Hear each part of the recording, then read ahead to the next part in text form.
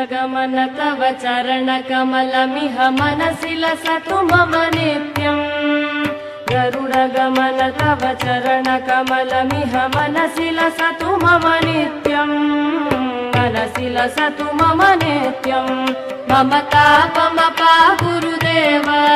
मम पापमपा गुरुदेव मम तापमपा गुरुदेव मम पापमपा गुरुदेव जलजनयन विधिन मुचिहरण मुख विबुध विनुत पद पद्मा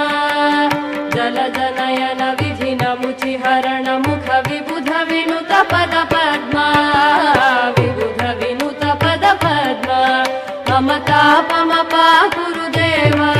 मम पापमपा गुरुदेव मम तापमपा गुरुदेव मम पापमपा गुरुदेव।